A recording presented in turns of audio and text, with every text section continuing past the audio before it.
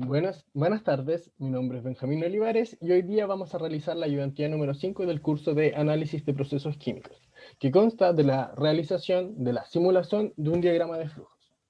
El ejercicio que vamos a ver consta de un sistema de producción a partir de benceno para producir mono, di y triclorobenceno, de acuerdo a las siguientes reacciones.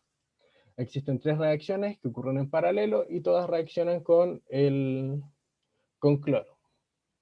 Al sistema ingresa la corriente P1 correspondiente a benceno puro, que entra al reactor E1, y la corriente P5 correspondiente a cloro en estado gaseoso, por acá abajo.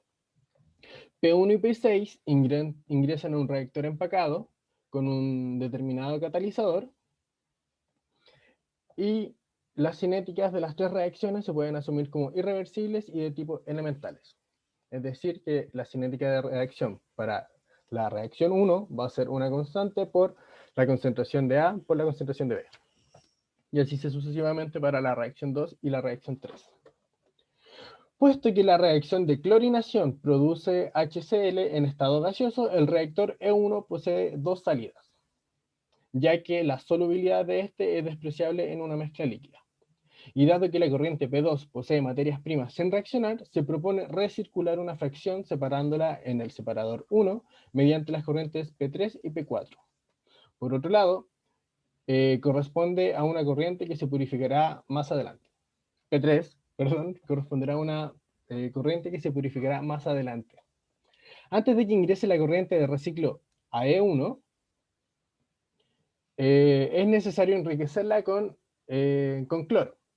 Esto se realiza en el sistema de mezclado M1 y en este equipo la corriente gaseosa P5 se pone en contacto íntimo con P4 y se produce la completa disolución del gas cloro proveniente de P5, de tal forma que en P6 el cloro está en una solución. La cantidad de gas cloro que ingresa por P5 está regulada por el sistema de control, un analizador, cuyo objetivo es maximizar la concentración de cloro en P6 sin desperdiciar esta materia prima. Por tanto, proponer un modelo que permita evaluar cómo cambian las concentraciones de los compuestos de interés en P3 respecto al valor de las variables de decisión del proceso. Realizar un análisis de grado de libertad al modelo propuesto en 1 y verifique si es posible simularlo. Acá se debe identificar claramente las variables y ecuaciones que se están analizando. Si no se indican, el análisis no va a estar correcto. Simule después el modelo propuesto y grafique las variables de interés en función de las variables de decisión del proceso. Identifique los valores de las variables de decisión que maximizan la producción y pureza en P3 de el monoclorobenceno, diclorobenceno y triclorobenceno. Entonces, para empezar con el análisis de grado de libertad, vamos a hacer un balance de materias al reactor por componente. Acá se presentan los balances para el compuesto A, que corresponde al benceno, que entra en estado puro por la corriente 1, y acá está definido como un F minúscula sub I, y además ingresa benceno por la corriente 6. Luego sale por la corriente 2 y además se consume. Lo mismo para B, C, D, E y F. Acá fíjense que el balance de materia por componente para D es distinto a los demás, ya que no ingresa este compuesto, sino que todo lo que se genera sale por F7. Por lo tanto, en el balance no se visualiza la variable concentración de D como tal, pero el balance sigue estando ahí. Luego, para definir las cinéticas de reacción, como el enunciado decía, se pueden escribir de manera elemental, para R1, R2 y R3, error de tipeo. Y por último, se realiza un balance de materia total, donde el F minúscula 1 se debe multiplicar por su peso molecular, ya que es un caudal másico. Los flujos F6 y F2 se multiplican por su densidad, ya que estos son volumétricos, y el F7 nuevamente por su peso molecular. Si realizamos el análisis de grado de libertad, tenemos como variables el F minúscula 1 y 7, correspondientes a los flujos puros, que entran al sistema, F2 y F6, correspondiente a los volumétricos, las concentraciones de los 5 componentes en 2 y en 6. Ojo que acá son 5, ya que en mi balance no está D incluido. Y si yo no lo coloco explícitamente como ecuación, no corresponde agregarlo como variable en el análisis. Las tres cinéticas, las tres constantes cinéticas, el volumen del reactor y la densidad, dando un total de 22 variables. En las ecuaciones tengo los 5 balances de materia por componente, que están indicados por el subíndice J. También está el balance de materia de D, el balance de materia total y las cinéticas de reacción, dando un total de 10 ecuaciones. Como parámetros, acá tenemos las constantes cinéticas, el volumen del reactor y la densidad, 5. Por lo tanto, para poder resolver este sistema es necesario definir el flujo másico de entrada por 1, el caudal volumétrico en 6 y las concentraciones en 6. Ahora pasamos al análisis para el separador. Acá, por definición de reciclo, tenemos la siguiente igualdad. El balance de materia total, como las densidades son iguales, se puede expresar de esta manera. Y por definición de un separador, es que las composiciones no cambian luego de la separación. Por lo tanto, el análisis anterior, que tenía 7, se le agregan 13 variables nuevas, que serían el caudal volumétrico en 4, en 3, en 2 no, porque ya se agregó anteriormente, las concentraciones en 4 y las concentraciones en 3, dando un total de 13 variables. En las ecuaciones tengo 10 balances por componente de materia, que corresponderían a las igualdades de las concentraciones, el balance de materia total, correspondiente a la ecuación del medio, y la definición de reciclo, que es la primera, dando un total de 12. Acá no tengo parámetros, por lo tanto, mi análisis de grados va a ser igual al anterior, pero se le agregará la variable eta, dando un total de 8 en el grado de libertad. Por último, se realiza el análisis en el último equipo del flowchart, que es el mezclador. La materia que entra correspondería por el caudal, por el flujo 5, que entra en estado puro, y sale, y entra el caudal de reciclo, y sale por el flujo 6. Luego los balances por componente se presentan a continuación para los 5 subíndices. Por lo tanto, en variables nuevas tendría el peso molecular de B, el caudal F5.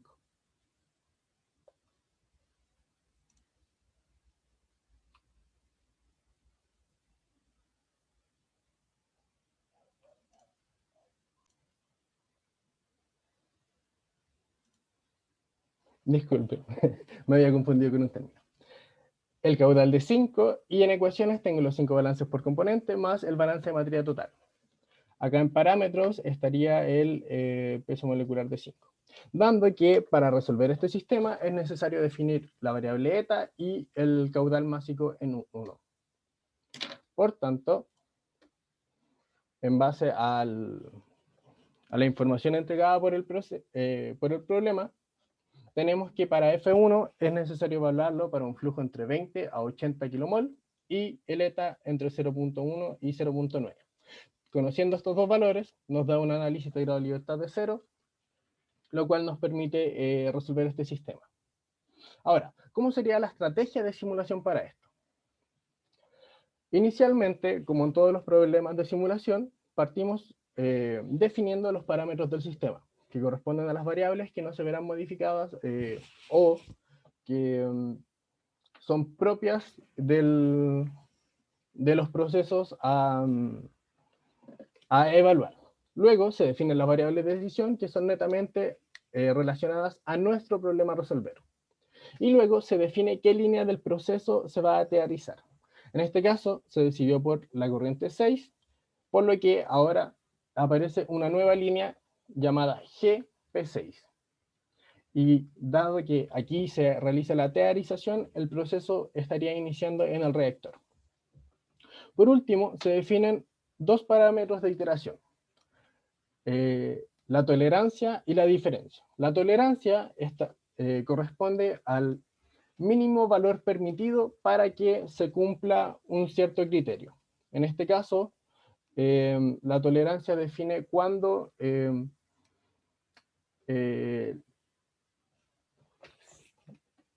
perdón. La diferencia correspondería a al error que existe entre la variable teorizada y la real del proceso. Entonces, cuando esta diferencia es mayor a la tolerancia, significa que el problema no es congruente. Por lo tanto, se tiene que seguir iterando. Cuando la diferencia ya es menor que la tolerancia, significa que estas variables ya son prácticamente iguales. En teoría, este sería el único parámetro de iteración necesario para trabajar. Pero también es útil definir un número máximo de iteraciones, como itermax. ¿Por qué? Porque cuando resolvemos problemas en un bucle, a veces cuando hay algunos problemas de tipeo o de, no sé, algún tipo de error en la simulación, este puede seguir iterando de manera infinita. Por lo tanto, para evitar este tipo de problemas, se define un iterador máximo, que pueden ser 100, 200 iteraciones, etc. Por lo tanto, mientras el número de iteraciones no exceda al máximo, este va a seguir funcionando. Y por último, se definen los valores iniciales para el reciclo, los cuales van a definir cuándo la teorización, los valores de las variables teorizadas y de los analizadas son congruentes. En este caso, para el flujo de reciclo, se utilizó el promedio entre, ¿qué valores eran? Entre 20 y 80, dando un valor de 50. Y para la concentración de reciclo, se tomaron valores parecidos a los de ingreso. Ahora, para la resolución del flowsheet, primero se comienza resolviendo el reactor, dado que se puede modelar como un CSTR isotérmico, y utilizando los parámetros y variables de decisión del problema, se puede obtener las concentraciones de salida y el flujo de salida del reactor. Con estos valores, se procede a resolver el separador. Ya conociendo C2 y F2, es posible obtener F3, F4, la concentración en 3 y la concentración en 4, que corresponde a la concentración de A, B, C, D, E, F para cada una de esas líneas. Y ya con estos valores, se procede a resolver el mezclador para obtener F5 y el flujo teorizado, que correspondería a F6, el GF6 y el GS6. Ahora, se calcula qué tan desviados se encuentran estos valores de los utilizados inicialmente. Y esto se hace mediante una norma que calcula el error entre estas variables. Si esta norma es mayor que la teorizada, o el número de iteraciones es mayor al de iteraciones máximas, el problema termina. Si la primera es la que se cumple, se encuentra una solución. Si la segunda es la que se cumple, el problema termina, pero no se encontró una solución para este problema. Si no se cumple alguna de estas iteraciones, se procede a volver al ciclo, realizando actualizaciones en estos valores iniciales. Ahora, para la actualización existe este método con el parámetro omega. ¿Para qué sirve este parámetro? Para suavizar un poco los cambios que tienen esta variable. Y para eso se pondera un valor entre 0 y 1. Esto es útil ya que hay veces que al resolver estos problemas no lineales, el cambio pasa, por ejemplo, si mi variable me da 0,5 y el otro es menos 0,5, se va a actualizar a la siguiente y puede que entre en un bucle, pasando de 0,5 a menos 0,5, de menos 0,5 a 0,5, y así sucesivamente sin alcanzar el 0. Por lo tanto, para evitar estos cambios tan bruscos, se pondera la solución real con la que estaba anteriormente. En este caso, si yo partí con un valor de 0,5, ahora lo más probable es que mi siguiente valor sea menos 0,3 o menos 0,2. Y después el siguiente, en vez de ser 0,2, 0,1 o ya llegando al 0. Esto quizás pueda aumentar el número de iteraciones, pero ayuda a una mejor convergencia en la solución. Bueno, y además se le suma 1 al valor de iteraciones, ya que se realizaría una siguiente iteración. Esto de manera cíclica. Por lo tanto, si pasamos al código, nuevamente partimos con los comandos iniciales típicos, clear clc para limpiar el command window y el workspace, y se proceden a definir las variables de decisión para el problema inicial. En este caso, el promedio para F1 y el promedio para eta. Luego se definen los parámetros que se mantienen constantes a lo largo del proceso, que sería la densidad, las constantes cinéticas, los pesos moleculares, el volumen, la solubilidad y los pesos moleculares para D. Y todos estos se agrupan en el vector A, que está definido para los parámetros del problema. Luego, para las variables de decisión, F1 y eta. Y luego se definen valores de iteración inicial. Acá, para que se fijen, si yo corro el problema con estos valores que tengo acá,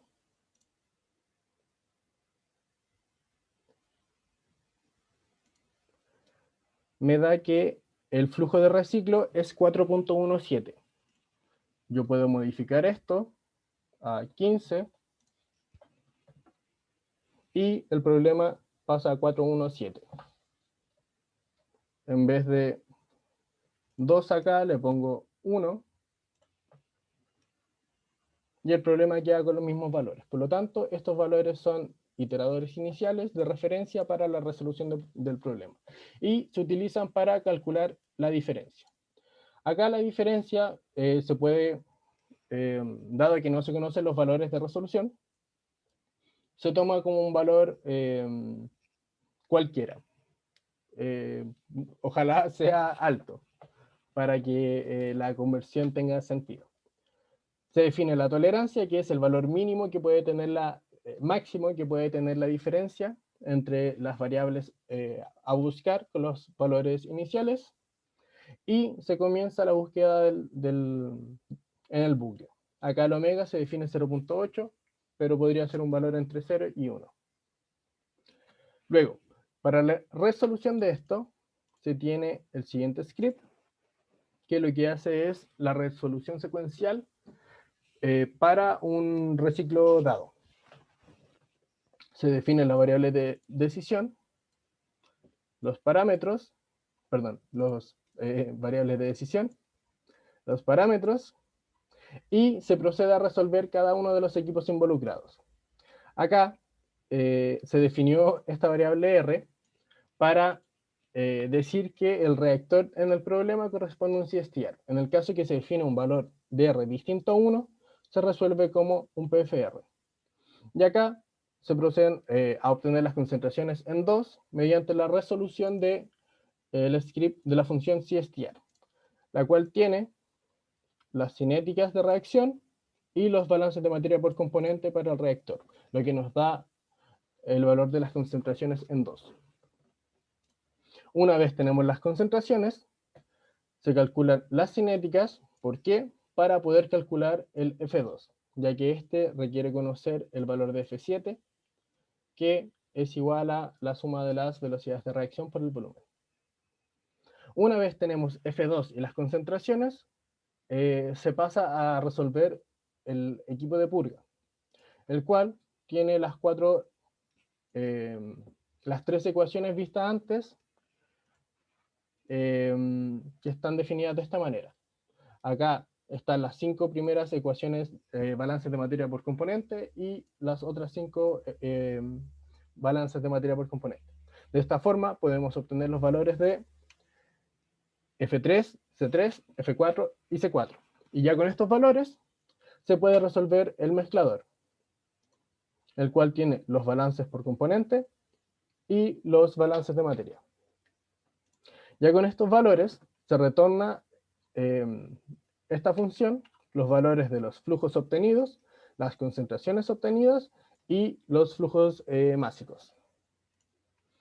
Con estos valores se separa el valor del reciclo obtenido como resultado junto con las concentraciones obtenidas y se calcula la diferencia entre el flujo de reciclo inicial con los obtenidos y el de las concentraciones iniciales con las obtenidas. Se calcula esta diferencia dando un valor de 8, el cual es mucho mayor a la tolerancia, que era 0.01. Por lo tanto, se suma un valor al valor de iteraciones y se actualizan los valores de las iteraciones iniciales. Como la tolerancia es menor que el valor obtenido, el ciclo comienza de nuevo. Y ahora, como los iteradores fueron actualizados, el problema va a seguir hasta que esta norma sea menor a la tolerancia. Esa sería la forma de resolución. Y para resolver el problema con las variables de decisión en vectores, se definen los valores mínimos y máximos para cada una de las variables de decisión. Acá se definieron el número de elementos que va a tener cada uno de los vectores y se crean los vectores para eta y para F1. Se definen las matrices para guardar los resultados y se procede a resolver el problema para cada uno de los valores de F1 y de eta, de la misma manera. Así que esa sería la manera de resolución. Les dejo como tarea que hagan el esquema, bueno, si es que quieren nomás, este tipo de esquema para el problema 3, donde se resuelve para cada uno de los flujos y para cada uno de los zetas.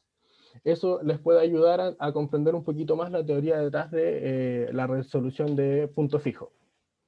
Y cualquier duda que tengan, nos vemos el día viernes para resolverlas.